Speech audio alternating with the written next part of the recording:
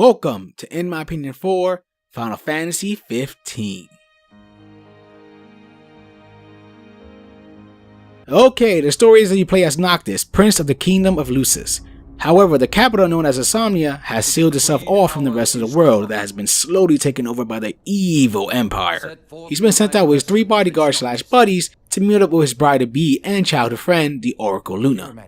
However, the shit hits the fan when the so-called truce treaty between the Empire and Insomnia goes sour, resulting in Noctis losing his home and father. Now he must gather power, meet up with his bride-to-be, and take back his homeland. Sounds pretty awesome, right? Well, the story itself has some hiccups. First, let's get to the good with the cast. Noctis along with Buzz, Gladio, Ignis, and Prompto all enjoy to hang around. Each has their own personality and never come off as annoying, and you believe there is a bond between them as you go along. It's completely natural, and like any friendship, there are the good times along with the bad. Well, then he should be free to choose. There's more to it than just what he wants. I know full well. The main villain is also pretty interesting and does get a good amount of screen time. And that's the key word here, screen time, as there is not a lot dedicated to other characters and events, such as Luna, who feels like an interesting character from what we see of her, but we never get to see enough. You also want to see the bond between her and Noctis, but not counting flashbacks, it's never fully explored. Then there's a character who just flips from bad to good off screen, and some big events that, again, happen off screen. Hell, we don't even really see the big bad Empire. The story needed to give more development for certain plot points and characters. In the end, you're left with a story that feels like it's missing some good parts. It's a disappointment as the world and characters that we just get a taste of were interesting, but just didn't get the right amount of time. I know there was other material before going into the game, such as the movie Kingsglaive, which shows more detail of how your homeland went to hell. But while it's a pretty good flick, I actually recommend it, it doesn't fill the other holes in the story. And what's your story? This time around, Final Fantasy tries going full action, and they pretty much nailed it. You basically attack with one button by pressing or holding it, whichever you prefer, and depending on the direction you're holding while attacking, pulls off a different animation. There's 4 weapon slots to fill with 10 types of weapons ranging from things like giant swords, guns, and polearms. You can also switch between weapons on the fly during combat, letting you mix things up a bit. While there is no block button, you can dodge incoming attacks, and even parry by holding the button at the right moment. However, you can't just dodge bad magic connected to your MP, so if you run out, you're basically a sitting duck till you regain some more, and you even take more damage while in this weakened state. One of the big features in combat is warping.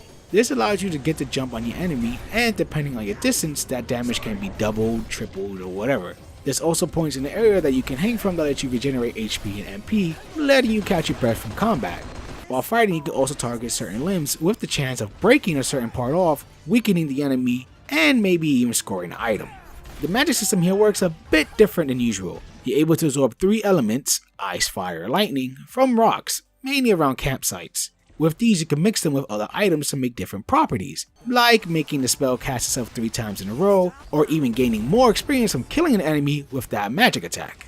If the fast action combat feels like a bit too much, there is a wait mode you can switch on and off. This lets you freeze time while standing in place to pick out targets easier, cast Libra manually instead of having Ignis randomly do it, and lets you plan a bit more.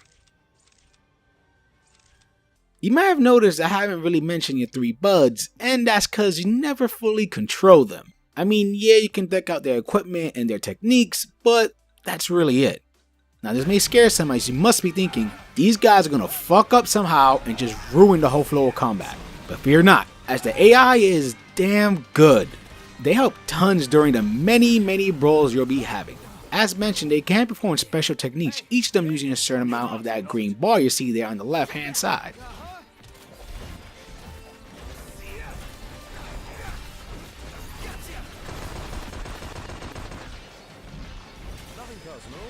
There's also link strikes that can be performed, which are sorta random, but results in some pretty badass animations in the process. Basically, the most you gotta manage for them is their health.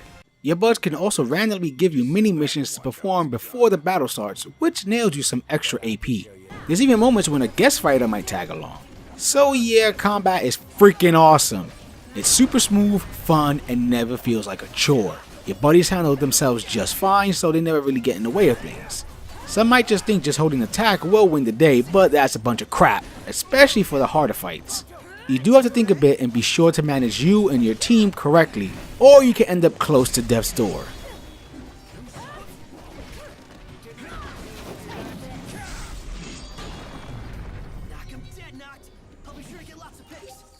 As you can see, this is a big open world waiting to be explored. You will traverse the land by foot, chocobo, and car, but mainly car. While it starts off with Ignis taking the wheel, you do eventually have the choice to take over yourself, but honestly I'd rather let Ignis just do most of the driving. Now you can fast travel to pretty much anywhere for a feat, or let it drive in real time, which sometimes can take a long time. They even give you an estimated time of arrival. But the cash chatter sometimes makes it a little less boring, and if that's not your thing, then you could turn up the tunes with soundtracks you buy from the shops. Just be sure to maintain your gas, as if you run out in the middle of the road, prepare for a long push. Or you gotta pay a toll fee. I personally like to get my gas filled at Hammerhead. Why, you ask? No reason.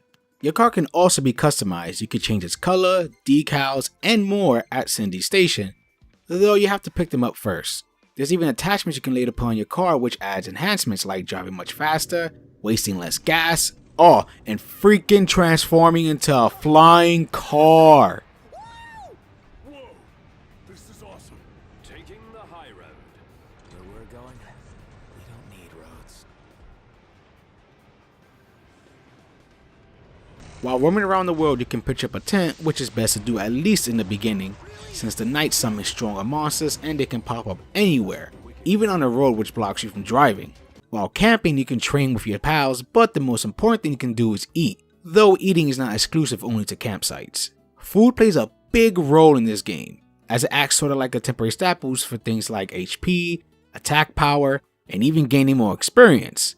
Just be sure to have the right ingredients for Ignis to cook at camp, and keep an eye out for the many ways you can learn new recipes, such as just finding new ingredients, or just reading something. The XP works a bit different here than usual, as you don't get points right away. Instead, it builds up over time and will only be transferred to you when you conk out. This may sound stupid, but it actually gives you an option, since depending where you sleep, you can take what XP you have and multiply it. You can pay out your ass to sleep in a certain hotel, but it can be worth it as your level will zip on by. You can also score some AP when you level up. The other plus of choosing certain places to sleep is it can trigger special little missions and scenes between your little group. It's a nice little touch that adds more character. Super shy. Couldn't talk to people. No surprises, but I had no friends. At least not real ones. You must be wondering what AP does. Well, let's take a look at this Ascension grid. This is where you unlock some enhancements for your party like higher attack power, techniques, and more. You can even make it so that when you do other activities such as driving, you gain some XP and AP. I'm sure you also notice fish, survival, food, and photo skills go up in rank when you hit the sack.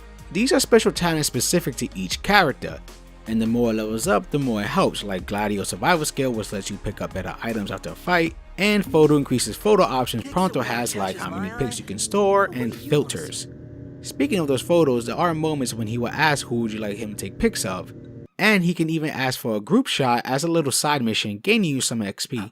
You can save all these pics to look at them when you want, and even share them on social media. The pics are actually nicely shot, and you find yourself wanting to keep some. There's many quests to take on this massive map. You can work for a magazine taking pictures that could lead to taking down a haunted painting. No friggin' way. Pretty bold of her. Camera.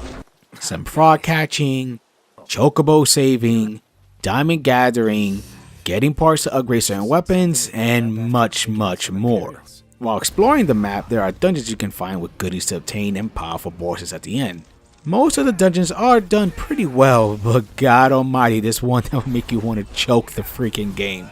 Thankfully, there is an option in dungeons to return to the entrance after you're done with your business, instead of having to track all the way back to the front.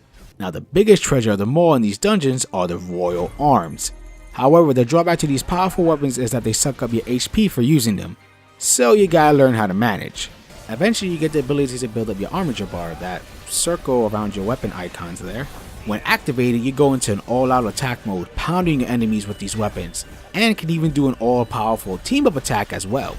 After you beat the game and have cleared all the dungeons, you unlock extra dungeons. These are a bit tougher as there's no map once you get into them, the enemies you face are much stronger, and lastly, they can be pretty freaking long. The price though is worth it as you get to pick up even more powerful weapons, some even stronger than the Royal Arms, without that nasty negative I mentioned.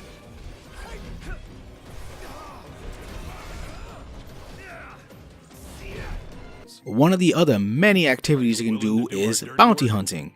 Just check out your local eating spots and choose which one you want. Each spot has their own list and you can turn them in at any of them. These hunts range from minor annoyances to big ass monsters. Even a giant fucking turtle. Of course you get some cash and items as rewards, but you also level up your rank, which unlocks tougher hunts. What's kinda cool is if a monster only appears at night, they allow you to fast forward to night. But it won't let you fast forward to day for some reason, which makes no real sense. You can also replay any of the bounties, but the cash reward is lowered and your rank does not increase. Besides bounties, you can also chat with your waiter, which unlocks little points of interest like where you can find ingredients for food, some treasure, and other things. If you feel like doing some more relaxing activities, you can get some gear and bait to fish with Noctis. That's the one Navith was talking about? Yep, that's a Crag Barramundi, alright.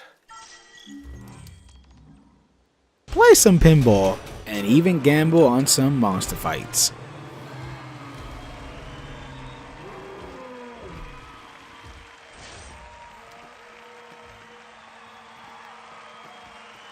Let's see more of that sharpness. As mentioned earlier, chocobos are one of the ways to travel, and these cute birds can be summoned whenever you want. You just need to pay the rental fee. You can also customize the colors of each character's bird. They can even level up to increase stamina and get some battle options to help out in the fight. You just gotta use them a lot.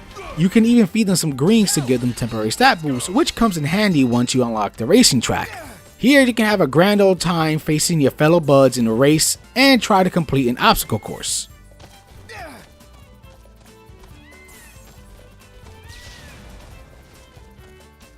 There are summons in this game and you gain them while playing through the story, but it's not like the usual Final Fantasy summons as you can't just activate them at will. Instead, the option shows up only when you're hurt badly and close to dying. Even then, the summon that pops up is random, I think. The game doesn't really explain it all that well.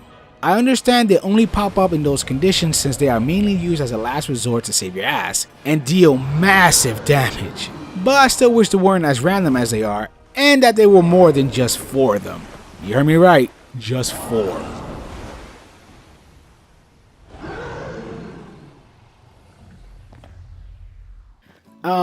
This is not a knock against the game or anything, but it seems like Square and Cup of Noodles had some sort of deal going on, since it's a side quest you can complete, and I must say it was pretty funny, as the noodles were treated as being the best thing ever. Again, it's not a knock against the game, it wasn't disgustingly done, I just found it pretty funny and weird. What's your favorite ingredient? This game may have had a rough development time, but wow does it still look amazing. The open world and the many locales look great, such as the city, grassy fields, and even the dungeons. Nothing comes off bland looking. It even looks lovely while the sun is setting. I know our main heroes may look like a boy band, but the character models still look great, and the other characters do get the same love as well. Even the animations during combat look so dang good and fluid. I also like the fact during weather change, magic attacks, and just fighting in general, you do see the effects on our characters, and it looks like they have been in a big battle. Even your car can get the dirty details. The voice cast is great as everyone feels like they put their all, especially our villain. Now, if you're not fond of the English cast, you can choose a Japan voice option. Apparently she left right away, but at least it means she's okay. Good to hear. Thanks. Performance wise, it's pretty smooth. I ran into no slowdowns or any big technical hiccups. The only negative was the camera at times, mainly in the forest areas as the damn trees were getting in the way constantly and you couldn't see jack shit while fighting.